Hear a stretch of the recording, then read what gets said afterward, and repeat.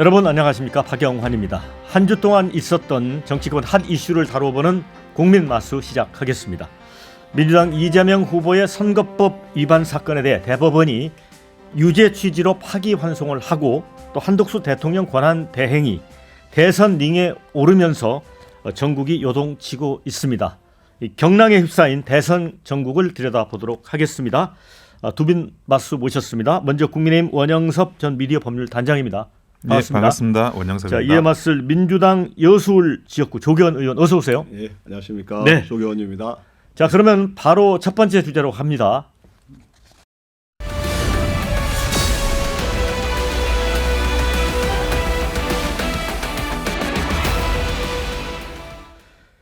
자, 이 대법원이 민주당 이재명 대선 후보의 공직선거법 사건에 대해서 무죄를 선고한 2심 판결을 파기환송했습니다.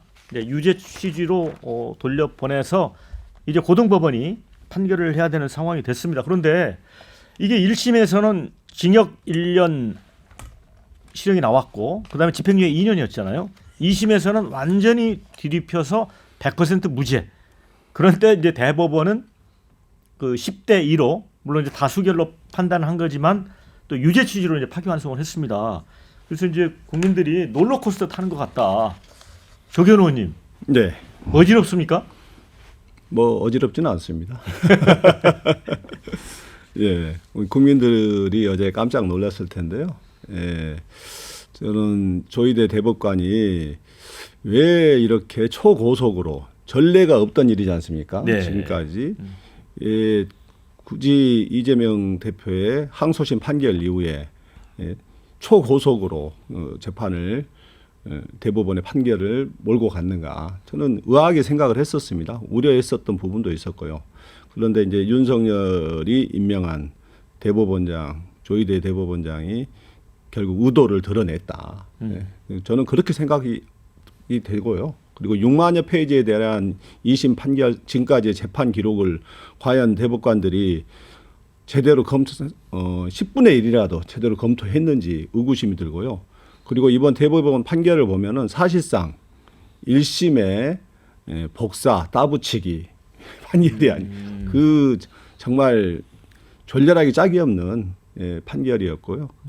거기다가 어떻게 대법원이 사실심에 개입하는지, 법률심이지 않습니까?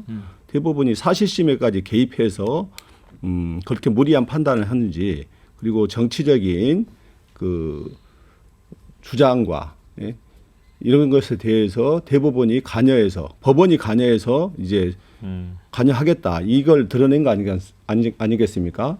지금 정치적 표현의 자유를 사법부가 판단하고 침해하겠다는 그런 퇴행하는, 정치적 표현의 자유를 후퇴시키는 어처구니 없는 판결이 아닌가. 결국 이 판결은 대법원, 사법부의 흑역사로 남을 것이다. 그리고 이것은 대법원 그리고 사법부에 대한 국민의 심판으로 연결될 것이다. 개혁에 대한 국민의 사법부 개혁의 요구로 이어질 것이다. 저는 이렇게 생각합니다. 네. 원장님은 어떻게 보세요? 저는 지극히 원칙적이고 사법부다운 판결을 했다라고 생각을 하고 있습니다. 뭐 사실은 2심 무죄가 나왔을 때 그 판결문을 보고 납득되는 법조인들이 제 주위에는 거의 없었어요. 아니 어떻게 이런 식으로 판결을 할 수 있느냐. 이거는 그냥 이재명 개인을 위한 그런 어떤 사법부가 신여화된 게 아니냐, 이런 비판들이 굉장히 많았거든요. 그래서 법리적으로는 당연히 이것이 대법원에서 뒤집어져야 할 판결이라고 많은 사람들이 생각을 했습니다. 다만 그럼에도 불구하고 그 이재명 후보가 지금 대선 주자로 나오고, 그리고 이제 그 민주당에서 어쨌든 공식적인 그 당 후보로 확정이 되는 이런 상황에서, 유력 주자가 되는 상황에서 과연 이런 정치적인 부담을 안고 원칙적인 그런 대법원의 판결을 내릴 수 있을까라는 그 의구심이 굉장히 많았어요. 그래서 무죄 취지의 상고 기각을 많은 사람들이 예상을 했었습니다. 그런데 유죄 취지로 유죄를 확정시킨 거거든요. 이것은 사법부가 정치에 흔들림이 없이 올바른 판단을 했다고 말씀드릴 수밖에 없고, 그리고 판결문의 내용도 뭐 10대 2라고 하는데 그 10은 이제 유죄 취지의 판결이고, 그 이유를, 그 반대 견해를 뭐 자세하게 뜯어보면 아니 허위 사실은 맞는데 정치적인 고려, 정치적인 개입을 좀 안 하는 정치적인 걸 감안해서 좀 개입을 덜하는 게 맞는 게 아니냐. 이것도 결국 따지고 보면 허위 사실은 인정된다 이런 취지거든요. 그래서 내용을 따지면 만장일치로 허위 사실이라고 판정을 한 겁니다. 이 부분에 대해서는 사법부의 권위를 바로 세웠다고 생각합니다. 자 이제 대법관 이제 12명 중에서 10명이 이제 다수 의견을 냈고 2명은 소수 의견을 냈습니다. 그런데 이제 소수 의견 중에 이런 내용이 있습니다. 선거 과정에 거짓 정보를 가릴 권한은 유권자 선택에 맡겨야 한다. 그러면서 이 법원 개입이 정치 중립을 해친다라는 소수 의견이 있었습니다. 이 부분에 대해서는 원영수 단장님 어떻게 보세요? 아니 그러니까 정치와 상관없이 법률에 따라서 판정을 하는 게 사법부의 본연의 자세예요. 그러니까 판결을 내릴 때 정치를 고려하자. 오히려 이걸 거꾸로 지금 이야기를 한 건데 이 거꾸로 이야기하시는 분들이 문재인 정부 때 임명된 대법관들이에요. 그러니까 이분들이야말로 정치적으로 어떻게 이재명 후보한테 유리하게 판결을 해주려고 했고 그리고 그나마 2심무죄 판결문은 그런 이야기는 아니었어요. 그러니까 정치적으로 고려하자 이런 이야기도 없어. 그래 어쨌든 논리를 세워가지고 이재명 후보를 2심무죄로 만들어줬는데 오히려 대법관들이라는 분들이 자기가 판결문을 쓰면서 정치적인 상황을 좀 고려해가지고 우리가 사법자제를 하자 이렇게 판결문을 쓴다라는 게 이게 도저히 납득이 안 되는 겁니다. 이거는 허위사실이라고 내용은 허위사실 맞다 이걸 인정한 겁니다. 조 의원님은 이 부분 어떻게 보세요? 네, 이미 2심 판결을 통해서 이제 국민들도 사실관계, 허위사실인지 사실인지 여부를 국민들도 알게 되었습니다. 김문기와의 골프 그 사진에 대한 사진이 크롭되어서 조작된 거. 그래서 사진이 조작되었다고 한 말을 골프 치지 않았다라고 해석한 부분이 잘못되었다. 예, 그 판단이 있었고요. 그리고 두 번째 판단은 이제 그 백현동 식품연구원 부지에 대한 판단에서 여러 가지 공문으로 그 압박한 거에 대해서 이제 이재명 당시 성남시장은 국토부의 압박과 협박으로 느꼈다. 주관적인 판단이거든요. 더구나 이것은 뭐 선거 시기 공방도 아니었고 국감장에서 발언입니다. 국감장에서 허위사실이었다면 국감에서 허위사실 다투어야 될 문제였고 그리고 그 자체도 이미 그 주관적 판단에 대해서 그리고 그 충분히 압박으로 느낄 수 있었다. 이 부분이 무죄로 판단된 부분입니다. 이게 상식적인 국민이라면은 이걸로 어떻게 허위사실로 간주하고 유죄를 때릴 수 있는가. 그게 2심 판결을 통해서 명명백백히 드러났거든요. 그런데 이 사실에 대한 판단을 다시 대법원이 개입해가지고 그 법률시민 대법원에서 사실 판단을 다시 1심의 판단에 따붙이기 식으로 판단을 그대로 원용하고 이번에 그 유죄 취지 파기환송을 한 것은 국민에 대한 국민의 주권에 대한 일종의 침탈행위다. 선거 방해행위다. 이렇게밖에 볼 수 없습니다. 네. 이제 대선이 이제 30일밖에 남지 않았습니다. 그래서 일단 이제 유죄 취지로 서울 고등법원에 이제 돌려보냈습니다. 거기 이제 재판부가 이제 배정이 되고 이제 판결을 내릴 텐데 현실적으로 대선 전까지 최종 결론이 나오기는 어렵지 않습니까?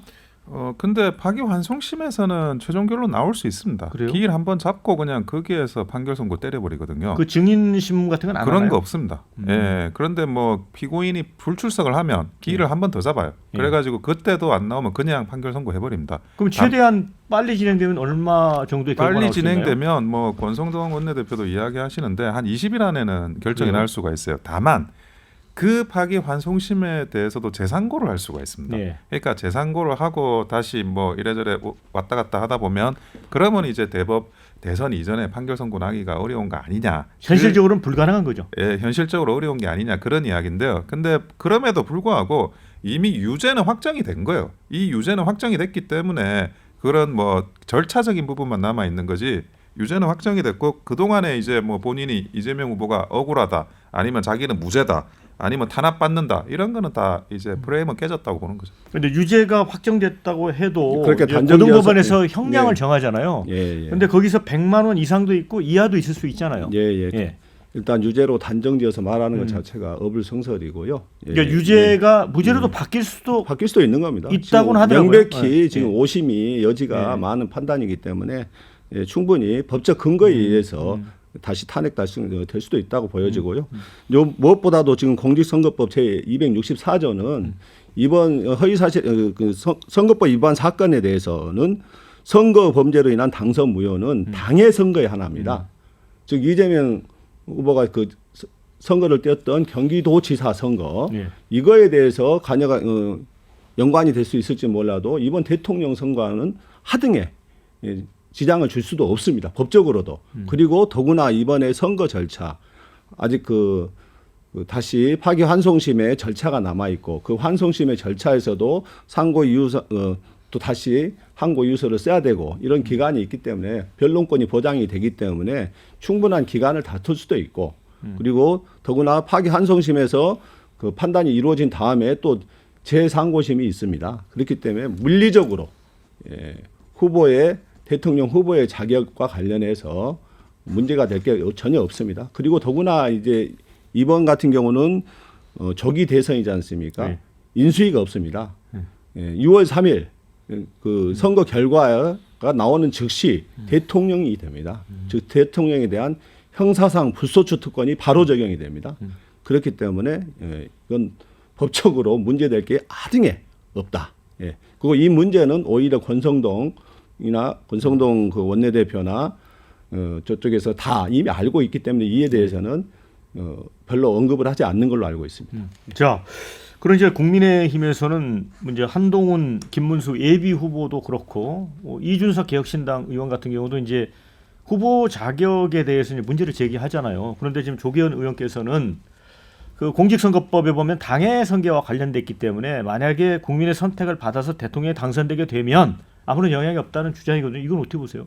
근데 그 피선거권이 박탈되는 케이스가 여러 가지가 있어요. 근데 그게 중첩적으로 적용이 되는 거거든요. 그러니까 일반 범죄라고 하더라도 집행유예 이상을 받으면 피선거권이 박탈이 돼서 선출직 공직에서 내려와야 됩니다. 예. 그리고 선거법은 완화돼서 적용이 조금 돼요. 그러니까 벌금 100만 원 이상. 예. 그러니까 하나의 규정만 가지고 거기에 해당되지 않는다 그래서 내 피선거권이 유지되는 게 아니라 어떤 거에라도 피선거권이 박탈되는 규정에 하나라도 걸리면 피선거권이 날아가는 겁니다. 그러면 대통령이라도 피선거권이 그 100만 원 선거법 범죄로 100만 원 이상이 나오면 그러면 그게 피선거권이 박탈되면서 그 선출직에서 내려와야 되는 거지. 그걸 중첩적으로 적용해야 되는 거지.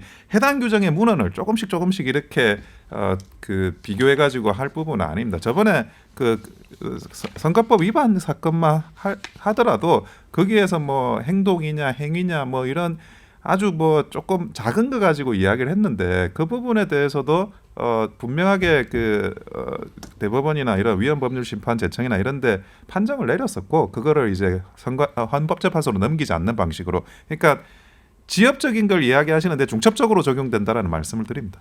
중첩적으로 적용된다는 게 좀 어려워서요. 그게 무슨 뜻이죠? 그러니까 선거법으로 100만 원 이상이 되면 피선거권이 박탈이 되는데 네. 원래 어떤 범죄든 집행유예 이상이 나오면 피선거권이 박탈이 됩니다. 그러니까 선거법과 그 다른 일반 범죄가 같이 이렇게 피선거권 박탈에 중첩적으로 적용이 되는 거지. 그게 어떤 조항 하나가 적용이 되면 그 외에 다른 피선거권 박탈 규정, 일반적인 규정이 다 적용이 안 되느냐? 그게 아니라는 거죠. 그러니까 지금 원영섭 단장님이 얘기하시는 부분은 예. 지금 선거법상에서 이제 100만 원 이상의 범죄 그리고 근데 이게 당해 선거로 이게 해당이 되기 때문에 안 된다 하더라도 이제 소위 금고 이상의 형을 받을 경우에는 이제 직을 박탈당한다 이렇게 생각하는 것 같은데 문제는 그거는 이제 헌법 제 84조는 다른 재판을 이야기하는 거 아니에요? 예. 아니 헌법 아니요. 선거법에도 예, 지금 그 말 말씀하시는 거고요. 예, 맞습니다. 근데 이제 헌법 제 84조는 대통령에 대해서는 그 내란 또는 외환의 죄를 범한 경우를 제외하고는 재직 중 형사상의 소추를 받지 아니한다. 소추가 의미하는 게 뭐냐면 소는 기소, 형사상의 수사와 기소, 그리고 추 재판의 진행, 재판까지. 예, 다 멈춥니다. 내란 외환의 죄가 아닌 경우에는 모든 게 다 멈추게 돼 있습니다. 그게 다수설이고요.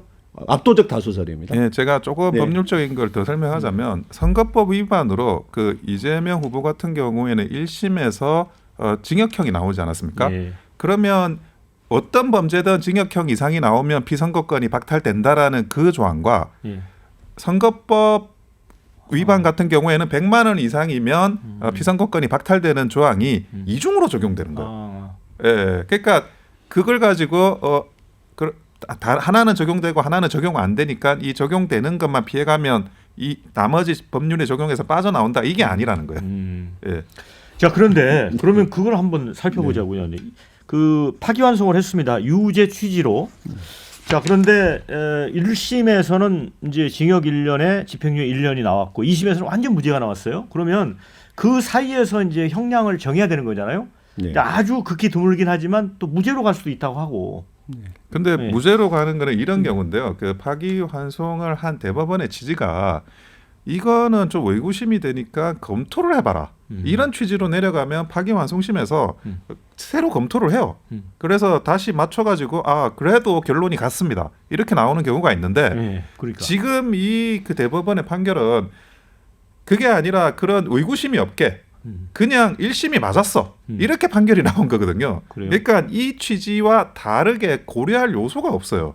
그래서 여기에서는 유죄가 확정이 되는 거지 사실상 여기에서 아니 이게 의견인지 사실인지 나는 헷갈리는데 다시 검토해봐 이렇게 나온 게 아니에요. 그냥 사실이라고 한 거예요.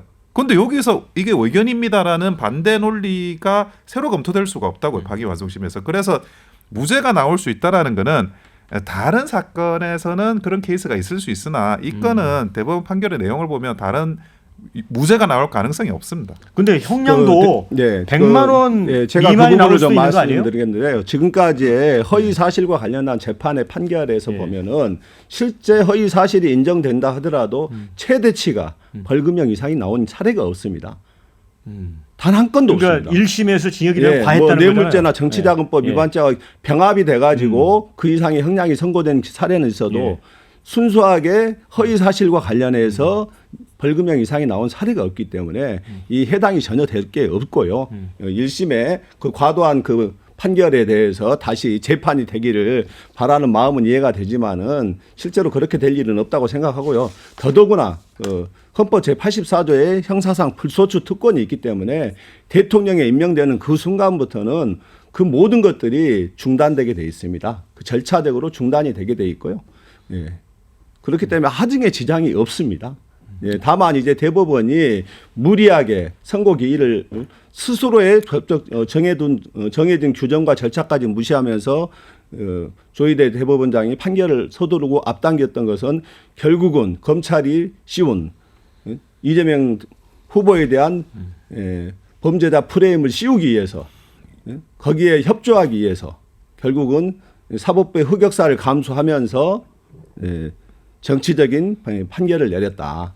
사법부의 정치 판결과 사실상의 사법 쿠데타를 일으켰다.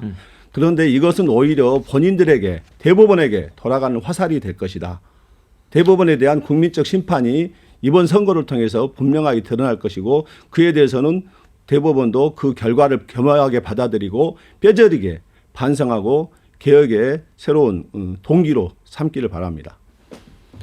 근데 그 양형과 관련해서 한번 보시자고요. 그 선거법 위반의 양형 중에 결국 이제 죄질을 판단할 수밖에 없습니다. 그런데 그 죄질을 판단하는데 대통령 선거예요, 무려. 그 대통령 선거에서 선거법을 위반했습니다. 그러니까 다른 사건 벌금 뭐 할 수 있을지도 모르겠어요. 하지만 대통령 선거라면 정말 그 국민들의 어떤 국가의 대계를 결정짓는 이 선거에서 허위 사실이라고 한다면 어떤 선거법 위반보다 더 형이 세야 되는 게 상식적으로 맞아요. 그리고 그 내용만 하더라도 많은 사람들을 이렇게 동원하는 거지 않습니까? 그러니까 그런 관련해 가지고 지금 사이즈도 큰 사건 그리고 전혀 반성도 하지 않고 그리고 1심에서 그런 재판에 이런 임하는 태도나 이런 것들도 뭐 침대 축구라고 하죠. 소송 정책만 계속한 이런 상황에서 가장 중한 형이 선고되어도 전혀 이상하지 않은 사건입니다. 이 사건이요. 지금 기원이 2022년 대선 이후에 검찰이 기소해서 만든 2022년 사건입니다. 지금의 대선과 하등에 관련이 없고 지금의 대선에서 이재명 후보가 설사 허위 사실이나 이런 걸 주장한 것도 없고 당연히 그 2022년 사건에서 설사 그 국힘당이나 내란 세력들이 뭐 원할지는 모르겠지만은 그 허위 사실이 그 재판이 설사 그 현재 대법원이 기도한 대로 된다 하더라도 우리 이재명 후보의 대통령 자격에는 아무 문제가 없고 이번 선거에 영향을 미칠 수도 없을 것이다. 오히려 국민적 분노를 샀고 국민의 더 결집만 초래하게 되었다. 저는 오히려 이 대법원의 판단은 국민의 결정에 오히려 이재명 후보를 선택하게 하는 더 강하게 만드는 요소로 작용할 것이다. 이렇게 생각합니다.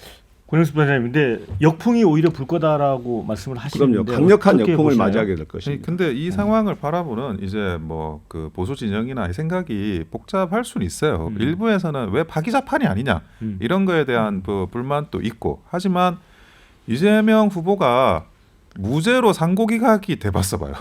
그러면 정말 어떤 이재명 후보한테 그 날개를 달아주는 거거든요. 앞으로 그 선거 캠페인이나 이런 거에 있어가지고 검찰이 뭐 억울한 사람을 그러면 기소를 한 거네.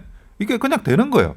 근데 헌법재판소에서 벌써 이제 탄핵인용 결정이 나와서 하는 이 조기 대선 모드에서 대법원이 아주 정확하게 생중계로 하나하나 그 판결문을 읽어주면서 이 이재명 대표가 했던 게 유죄 추재라는 거를 정확하게 국민들한테 이야기를 했습니다. 그것은 그 어떤 것보다 사실 그 국민들한테 인식 이런 부분에 있어 가지고는 중요한 그런 그 후보를 선택하는데 요소가 될 수밖에 없다라고 생각이 들고 그런데 다만 이 보수 진영도 그것만 가지고 뭐 다 된 것처럼 뭐가 이게 유리하거나 뭐 조금 뭐 승기를 잡은 것처럼 생각하면 안 된다는 거예요. 그 문제는 그 문제대로 국민들께 어떤 선택으로서 이재명 후보가 가지고 있는 사법 리스크, 이제는 리스크도 아니죠. 그런 유죄의 범죄자임을 지적을 한 동시에 그럼에도 불구하고 앞으로 미래나 그런 그 어떤 어젠다나 이런 정책적인 부분에 또 집중할 거는 집중하고 단일화에 집중할 거는 집중해야 된다고 보여집니다. 네. 예,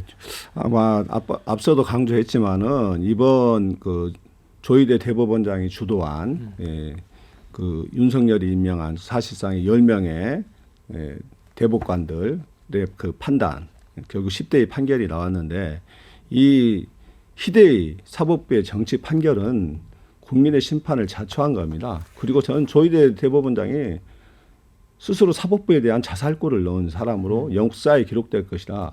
저는 이렇게 생각합니다. 심우정이 윤석열을 석방 탈옥을 지휘하면서 검찰 개혁에 신호탄을 쏘아 올렸다면은 조희대 대법원장도 마찬가지로 사법부 개혁에 신호탄을 쏘아 올렸다. 저는 이렇게 봅니다. 반론 짧게 듣고 그 다음 주제로 가겠습니다.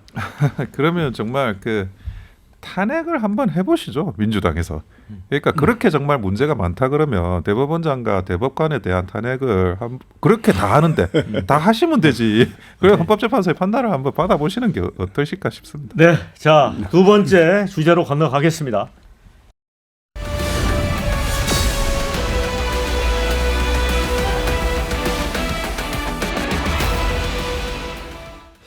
이런 가운데 한덕수 대통령 권한 대행이 대선 출사표를 던졌습니다. 대선 캠프 사무실을 이미 여의도에 차렸고 반 이재명 텐트 목적으로 민주당계 인사들과도 접촉 중이라고 합니다. 자, 이거를 놓고는 이 국정을 관리해야 될 대행이 이게 대선 판에 뛰어드는 게 적절하냐를 놓고 좀 논란이 있습니다. 원영섭 단장은 어떻게 봐요? 근데 기본적으로 그 판단조차도 국민들께서 하시는 거예요. 여러분들이 이제 언론에서는 이런 이야기 저런 이야기 많이 있을 수 있겠지만, 근데 여론조사 지지율이 상당히 많이 나오는 것도 그게 뭐 결국에는 현실이고, 그런 현실은 그러면 국민들께서 뭐 어떤 소구력이 있는 후보, 잠재 후보라고 생각하고 있으니까 또 이런 현상이 일어나는 거거든요. 그러면 거기에 대한 어떤 그 본인의 정치적인 위상, 정치를 해야 되는 사람으로서 그 선택을 할 거냐, 정치를 아니면 말 거냐, 이런 부분이 이미 본인의 개인적인 의견으로 처리되기는 어려운 상황까지 갔다고 봅니다. 그래서 이게 뭐 왜 그러면 국민들께서 이렇게 지지하는지를 본인이 한번 내부적으로 생각을 해보고, 그리고 적어도 이제 이런 정치에 나서서 뭐 앞으로 내일 어떻게 될지 모릅니다. 하지만 그 판단이라는 거는 받아보는 게 오히려 국민들께 맞는 처신이 아닌가 생각합니다. 조 의원님. 예. 복귀 일성이 국정을 안정적으로 관리하겠다. 예. 그 말을 스스로 뒤집었습니다. 몇 번의 지금 그 한덕수의 거짓말과 내란 행위, 동조 행위는 이미 국민들도 잘 알고 있는데요. 예. 심판이 선수를 하겠다. 이것을 납득할 수 있는 국민이 있겠습니까? 저는 전혀 없을 것이다. 이렇게 확신하고요. 다만 이제 일시적인 그 극우들의 지금 보수가 집결한 여론조사에 그거 기대어 가지고 이제 출마까지 이제 결심을 했는데요. 이제 쓰라린 삭풍이 기다리고 있을 것이다. 저는 이렇게 보여집니다. 한덕수에 대한 검증이 시작되면은 네. 저희는 뭐 하루도 못 갈 것 같다. 하루도 못 간다. 예, 그 자기의 그 일신의 그 양명을 위해서 네. 본인의 그 출신지마저도 속였던 양반 아닙니까? 본인이 이 호남 전북 출신인지 아니면 서울 출신인지 그때 달라요. 예. 정말 기회주의자의 전형을 보여준 게 바로 한덕수입니다. 그리고 내란 대행 아니겠습니까? 본인 때문에 내란이 지금까지 지속되고 있는 가장 큰 원인을 제공한 사람입니다. 제2의 윤석열 아니겠습니까? 그런 자가 어떻게 감히 대선을 운운합니까? 그리고 그걸 또 받아들이더니 많이 뭐 경선에 참여하니 많이 저는 지금 국힘당에 정말 결국 국힘당 자체가 내란 정당임을 인증하는 것이고 그 내란 세력을 끌어들이겠다는 거, 내란 빅텐트를 치겠다. 이거에 다름 아니다. 이런 생각이 듭니다. 자, 그런데 이제 국힘 이제 후보와의 이제 단일화를 추진하겠다는 이제 구상을 갖고 있습니다. 그런데 아까 우리 조기현 의원께서는 이제 내란 총리 아니냐, 일종의 그 내란이라는 프레임으로 이제 공격을 할 것 같거든요. 한덕수 후보자에 대해서. 자, 정말로 국민의힘 내부에서는 상당한 경쟁력이 있다고 보고 있습니까? 그렇습니다. 많은 분들이 어떤 점에서 경쟁력이 있다고 보는 거죠? 기본적으로 이제 그 안정감 있는 국정 운영 그리고 네. 경제 전문가 그리고 호남 출신이라는 거 그리고 그래서 서울 수도권에 어필할 수 있다는 거 그리고 이게 좀 다른 문제가 있는데 과거에 이제 안철수 신드롬도 그렇고 반정치의 신드롬이라는 게 있어요. 탈정치. 예, 탈정치 반정치. 그러니까 여의도 정치라는 게 사실은 다 뭐 썩은 물들 아니냐. 신선한 사람을 원한다. 한덕수 총리가 총리로서는 뭐 몇 번을 하신 분인데 평생 직장이 총리라고 알려질 정도로 그렇지만 정치인으로서는 또 신상이거든요.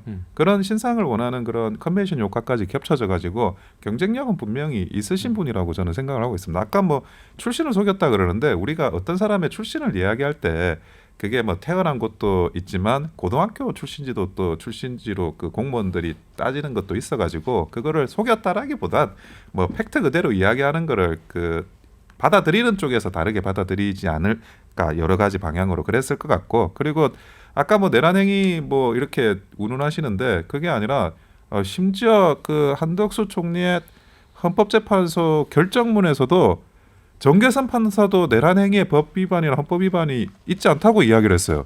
그러니까 전혀 뭐 그 헌법재판소 헌법재판과 그 누구도 한덕수 총리와 내란행위와 연관성은 다 부정을 했는데 그거를 뭐 디테일하게 보시는 분들은 다 아실 거라고 생각합니다. 경쟁력 부분에 대해서 좀 얘기해 주시죠. 예, 일단은 그 사실 팩트부터 좀 네. 짚어야 되겠는데요. 한덕수가 내란행위와 관련이 없다고 한 게 아니고 검찰에서 수사 기록을 헌법재판소로 보내주지 않아서 이와 관련해서 판단할 수가 없다. 이렇게 말을 한 거고요. 여전히 한덕수는 내란의 피의자입니다. 내란 수사를 받아야 될 입장인데 계속해서 저쪽에 내란 대행들이 내란 특검에 대한 거부권을 행사하면서 내란에 대한 진실을 가로막았기 때문에 지금까지 지금 버텨온 거죠. 그리고 그걸 어떻게든 더 끝까지 감추기 위해서 한덕수 본인까지 이제는 이제 심판 완장을 벗고 선수로 뛰겠다 이렇게 나온 상황이고요. 그럼에도 불구하고 국민들이 이제 한덕수의 정체에 대해서 다 알게 됐다는 거죠. 왜 내란을 막지 못했는가? 내란 사실을 누구보다 먼저 알았으면서도 그것을 막지 못한 가장 큰 책임이 총리한테 있는 거 아니겠습니까? 부끄러운 줄 알아야죠. 어떻게 내란 대행이 대통령 후보로 나온다는 말입니까? 그래서 이번 선거의 특징은 결국 내란 세력과 헌정 수호 민주 세력 간의 싸움이 되는 겁니다. 국민들도 다 그렇게 인식을 하고 있습니다. 네. 자, 그런데 이제 이 최상목 부총리 탄핵 소추안이 본회의 보고되기 직전에 사의를 표했고요. 그러자 이제 한덕수 권한 대행이 이제 0시까지 이제 임기가 남아 있었기 때문에 사표를 수리해 버렸습니다. 그래서 이제 이주호 사회 부총리 겸 교육부 장관이 이제 대통령 권한 대행직을 물려받게 돼서 권한 대행의 대행의 체제라는 이 기형적 체제가 나왔어요. 근데 조교 의원님, 네. 이게 이제 또 국민들이 볼 때는 좀 민주당이 네. 왜 이렇게 했을까 좀 궁금해하는 것 같아요. 예. 지금 이 한덕수 대행의 내란 대행 활동과 네. 지금 최상목의 내란 대행 활동이 결코 가볍지가 않습니다. 예. 그 끝까지 마은혁 헌법재판관의 임명을 하지 않았고 헌법을 파기하면서 그리고 119 그 사법사 폭동 그리고 윤석열의 체포 과정 공권력의 정당한 집행에 누구보다도 앞장서야 될 사람이 오히려 그걸 방해했습니다. 사실상 방해했지 않습니까?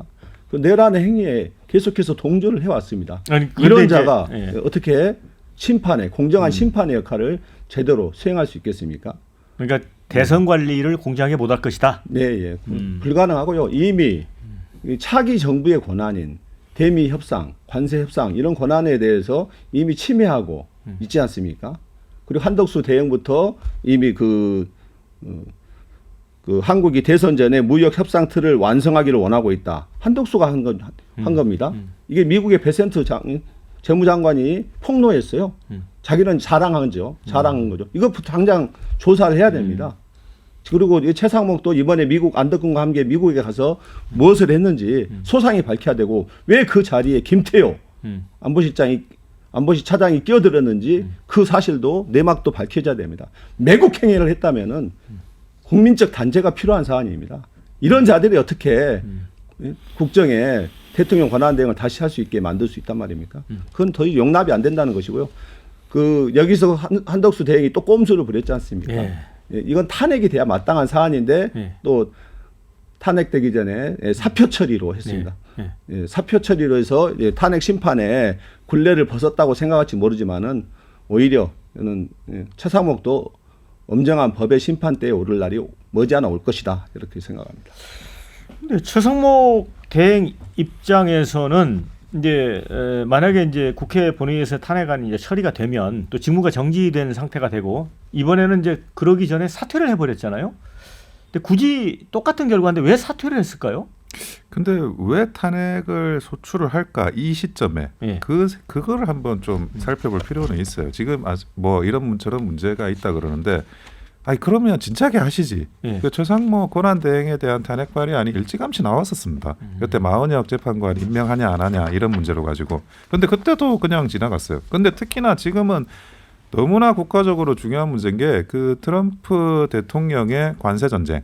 그 관세 전쟁과 뭐 경제적인 부분이라든지 뭐 조선업과의 공조 문제라든지 이게 굉장히 복잡하게 얽혀 있고 거기에 대한 경제 사령탑이 최상목입니다. 오히려 한덕수 총리보다 더 중요한 사람이 그 최상목 그 부총리라고 할 수도 있어요. 근데 아까 뭐 김태호가 왜 갔냐 이런 이야기 하시는데 요즘에 모든 경제는 경제 안보고 안보 경제입니다.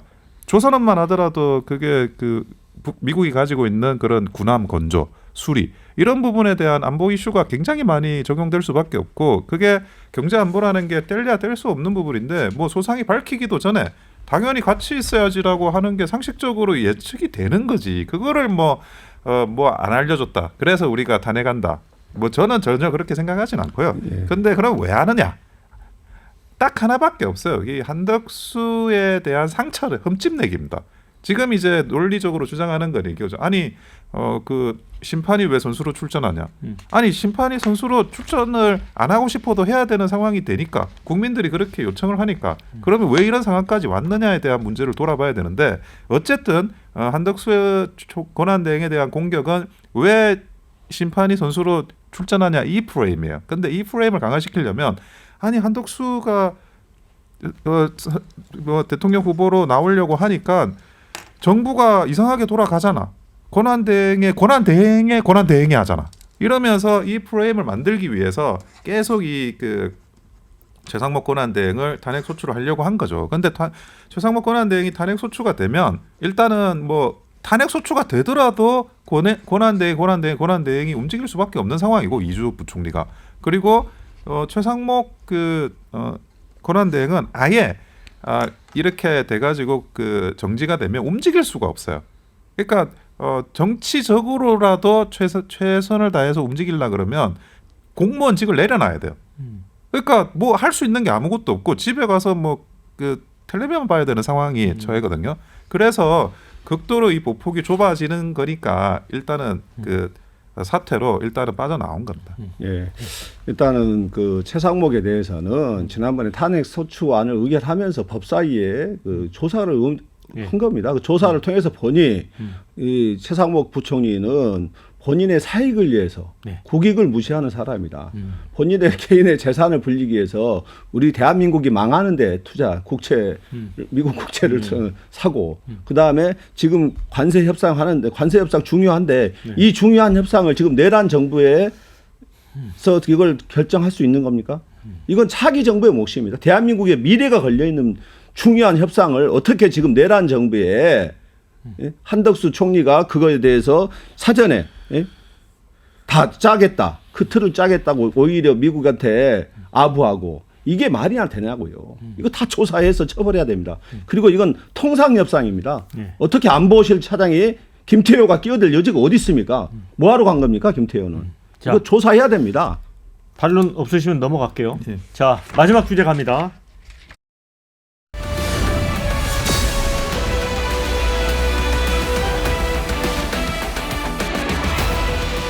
네. 민주당 이제 이재명 대선 후보에 대해서 유죄 취지로 이제 대법원이 파기환송을 하면서 이게 대선 과정에서 어떤 영향을 끼칠지 이것도 이제 관심사이긴 합니다. 뭐 일각에서는 이제 민주당에서는 내란 세력 심판 뭐 이런 이제 선거 구도를 갖고 있는 것 같고 이제 이 선거법 파기환송이 나오면서 이제 구여권에서는 방탄용 출마다. 그래서 이제 자격을 가지고 이제 논란을 삼을 것 같아요. 어떻게 보세요? 그러니까 보수 쪽에서는 기본적으로 그 전략이 단순해요. 그러니까 지금 대법원에서 사실상 유죄 확정이 났으니까 그 부분에 대해서 계속 공격하는 겁니다. 출마를 왜 하냐? 출마를 해서 제대로 뭘 진행할 수 있느냐? 그리고 만약에 당선이 된다 하더라도 이 비선거권 박탈에 따른 그런 대통령직을 그만두는 문제 그거 분쟁될 수밖에 없다 법리적으로 그 이야기를 그냥 계속하면 돼요. 그러니까 보수 진영은 이게 어려운 게 없는데 문제는 사실은 민주당 측이에요. 민주당 측은 이 그 판결에 대해서 수용하느냐 반발하느냐인데 결국 그 수용할 수는 없고 자기 후보를 교체하지 않는 이상에는 수용할 수는 없는 거잖아요. 근데 반발을 하는데 그 반발의 강도를 어디까지 해야 되느냐. 그러니까 정말 아까도 제가 말씀드렸지만 정말 대법원이 문제가 있나요? 이게 문제가 있는 판결이니까 나는 정확하게 정상적이고 원칙적인 판결을 내렸다고 하는데 대법원이 무려 뭐 민주당의 대선 후보를 공식 대선 후보에 대해서 정말 정치적인 고려하에서 이 유죄 판결을 내렸다 그러면 뭐 탄핵을 하든 뭘 하든 뭐 하셔야 되잖아요. 근데 어디까지 그러면 하겠다는 건지에 대해서 민주당한테 지금 공이 넘어간 거예요. 그러니까 보수 진영은 민주당의 움직임을 보고 그걸 이제 뭐 대응하는 수준에서 가면 되는 것 같고 하지만 기본적으로 이게 결국에는 국민들이 생각하는 거는 현재도 있지만 미래가 있습니다. 그래서 보수 진영에서는 이거를 그냥 사법 리스크라는 그 리스크에 매몰되지 말고 그리고 나서 미래에 대한 어젠다나 정책이나 이런 것도 집중해야 될 필요는 있으리라 보입니다. 네. 네. 어쨌든 이제 민주당은 뭐 이제 긴급의총도 하고 뭐 전략회의도 하고 있는데 현재까지로는 뭐 후보 교체에 대해서는 어느 누구도 이 얘기를 하는 분이 없습니다. 임종석 전 비서실장 같은 경우도 대법원이 법률을 남용해서 국민주권을 부정했다라고 하면서 오히려 이제 이재명 대표한테 힘을 실어주고 있거든요. 그렇죠. 국민주권 침탈 행위를 한 것이고요. 사실 국민의힘으로서는 내란 정당 프레임을 벗어나기가 정말 힘든 선거 아니겠습니까? 그것을 어떻게든 걷어내주기 위해서 이제 대법원까지 가서 해가지고 소위 이제 이재명 대표에게 검찰이 씌워왔던 사법 리스크를 올가미를 이제 다시 씌웠는데 그거마저도 사실은 오히려 국민의 결정에 하등의 영향을 줄 뿐만 아니라 오히려 이재명 후보에 대한 지지를 더 강화하게 될 것이다. 그렇게 작용할 것이다. 저는 크게 오판을 했다. 사법부도 아무리 사법부가 정치 개입을 하고 국민의 주권까지 우롱해 가면서 선거에 개입을 하려 하지만은 오히려 그 시도 자체가 국민의 분노를 사고 국민의 판단에 더 우리에게 민주당에게 유리하게 작용할 것이다. 저는 이렇게 보고 있습니다. 왜냐하면은 이건 명백한 사법부의 정치 관여고 흑역사고 돌이킬 수 없는 자충수다. 저는 이렇게 생각합니다. 원영섭 단장께서는 어떻게 봐요?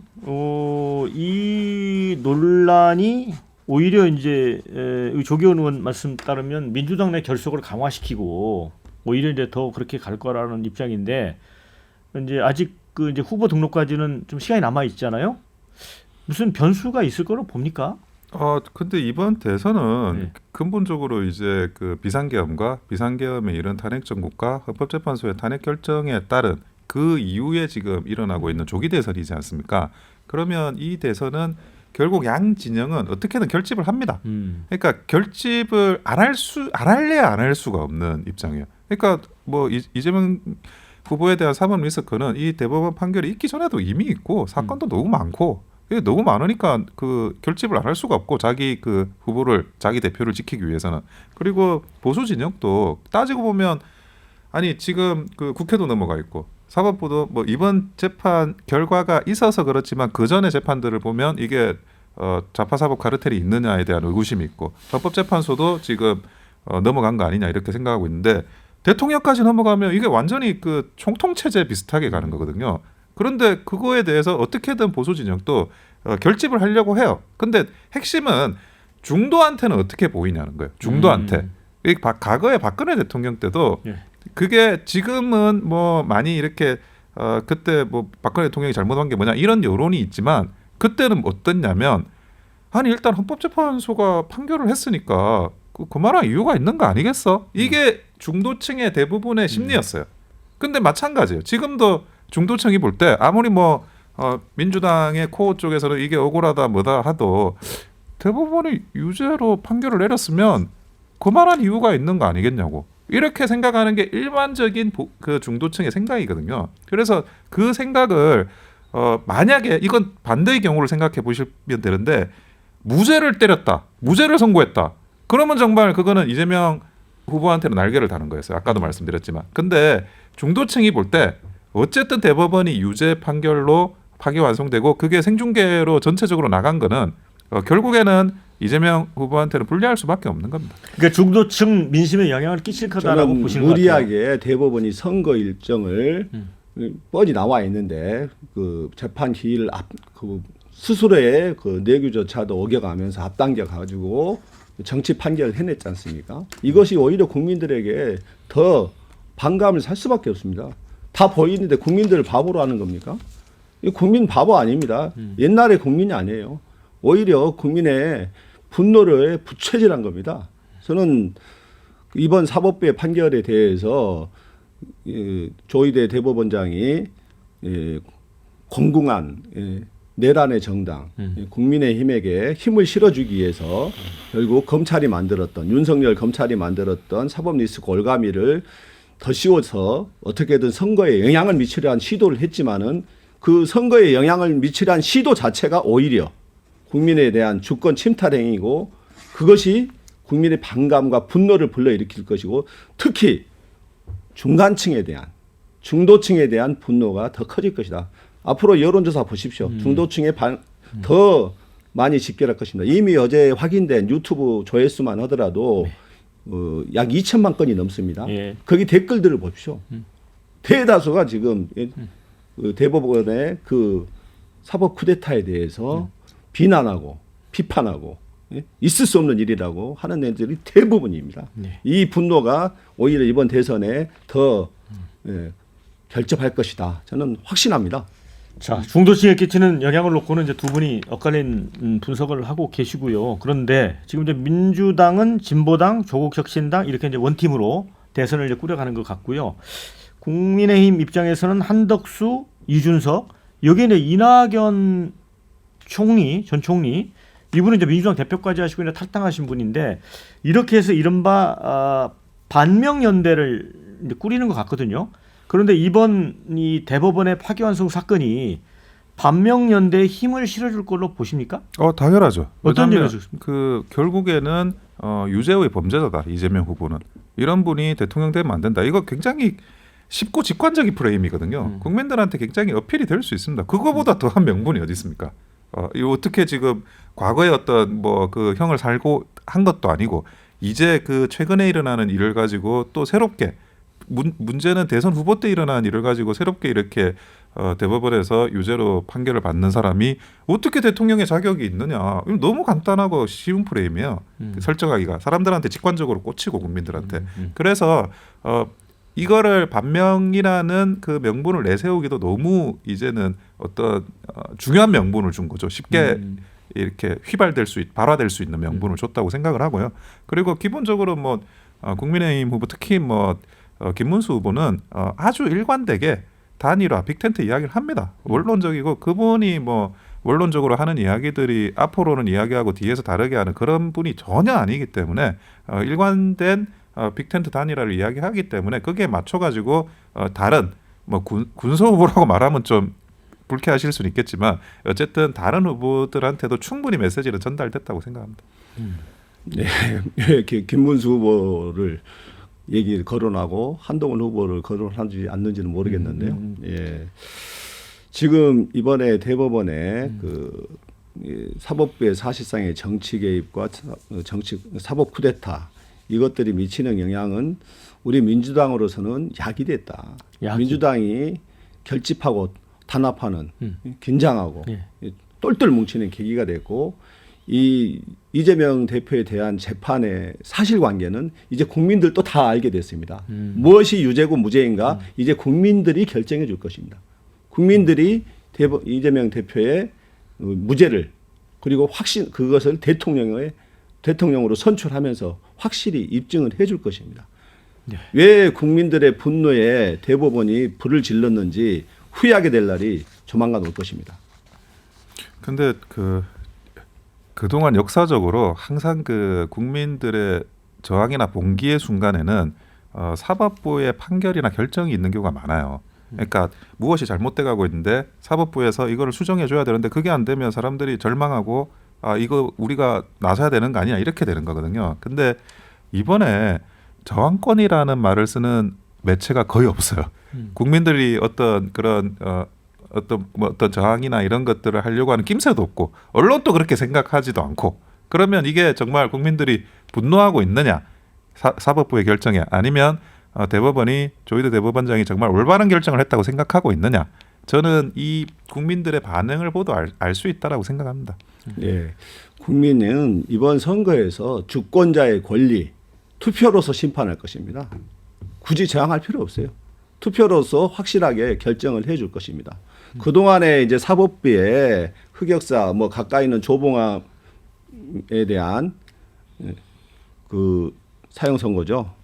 예, 뭐 이런 흑역사부터 시작해가지고 판결하고 결국은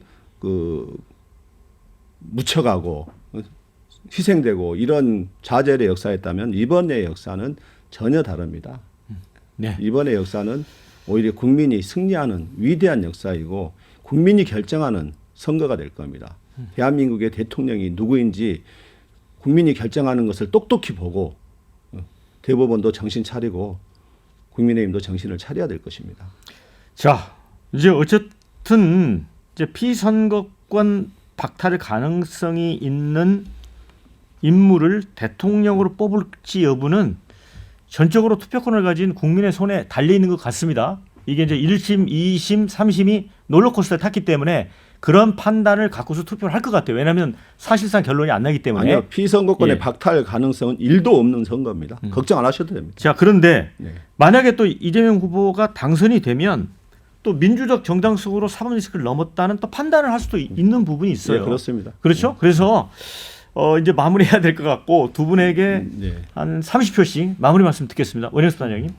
제가 여러 번 이게 사법부에 납득되지 않는 판결에 대해서 비판도 하고 도대체 사법부가 왜 이럴까 하는 생각을 했는데 정말 이번에 그 조희대 대법원장의 대법원은 원칙대로 했습니다. 원칙대로 본인이 633의 원칙을 항상 다른 재판에도 이야기했는데 그것도 적용해 가지고 조기에 판결을 하고 그리고 물론 이제 보수 진영에서는 파기 재판을 안 해서 아쉽다고 하지만 사실은 파기환송이 형사는 원칙입니다. 그것도 원칙대로 했고 그리고 납득되지 않는 2심의 그런 터무니없는 판결을 뒤집는 그것도 원칙대로 판결했고 그래서 원칙의 승리라고 이야기하겠습니다. 네, 조 의원님. 예, 조희대 대법원장의 유례 없는 자신의 대법원의 내규조차 벗어난 졸속 판결, 정광석화 판결로 이재명 후보에게 사법 리스크를 씌웠지만은 국민은 이미 다 알고 있습니다.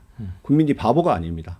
이제는 국민이 결정할 시간입니다. 주권자 국민의 위대한 선택의 시간이 가로놓여 있습니다. 국민의 네. 선택에 대법원과 국민의힘은 철저히 응하기 바랍니다. 네. 자, 오늘 두 분 수고 많으셨고요. 함께해 주신 여러분께도 고맙다는 말씀 전합니다. 저는 다음 주에 다시 찾아오도록 하겠습니다. 자, 두 분 수고하셨습니다. 네, 감사합니다.